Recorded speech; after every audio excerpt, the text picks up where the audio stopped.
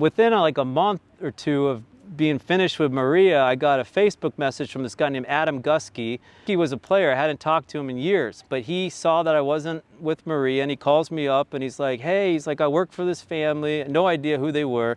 Work for this family. They have a 16-year-old daughter. He goes, I think she's kind of a diamond in the rough. He's like, she hits the ball really well, but she has no idea how to play. He's like, could you come maybe for a week and check her out or whatever? So I said, sure. So I fly here to Boca, and I remember I see Jessie, we hit for like the first day, and it was interesting. First of all, there was like 10 people there, which was kind of funny because obviously her parents were wealthy, and they wanted to give her, you know, everything they possibly could. So she had a nutritionist, a hitter, a trainer, you could go. And but it was kind of funny because I hit with her for a couple of days, and then they asked me if I could take her to a 25K qualies, which is up in Clearwater. And so I said, yeah, I'll go. What the heck, you know? I always like to watch my players play matches. You know, I like to see what they compete like, what they play, all this. So I said, sure, I'll go. So Jessie and I kind of laugh about it now because she's my daughter's godmother and we're so close.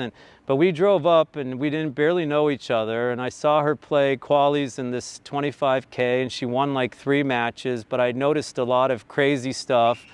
You know, she had hit a lot with like guy hitters, and she always played up, and you know, she didn't win a lot because she was playing up. She had beautiful strokes and stuff, but like the different styles of game that the girls would play really threw her off. You know, first girl hit the ball perfect. She looked like $1 million, and she played a pusher and she didn't know how to deal. And, you know, and so the first like 3-4 months, I worked with her kind of part-time. Like I'd spend a couple weeks with her, and then I'd go back out to LA, and then I really liked her, you know, and then she still had the nutritionist train. She still had all of that. But I found that it was hard for me to get to actually know her and actually know what she could even do with all these people around.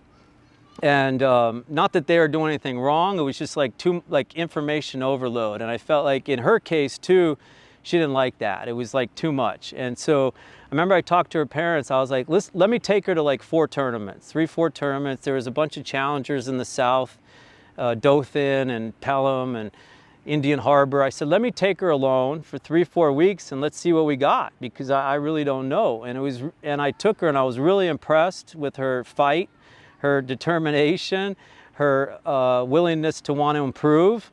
We got along good. And then after about 3 or 4 months, she actually got a wild card in the US Open qualies because she had went from 1,000 to 300, which was good. And she won a round in qualies of the Open, and then she actually got in doubles at the Open with Taylor Townsend. They made 3rd round, which was really cool because Jessie was 17, Townsend was 16, and Jessie was telling me, I'm actually in the 2nd week of a Grand Slam. Last year I lost in qualies of the juniors.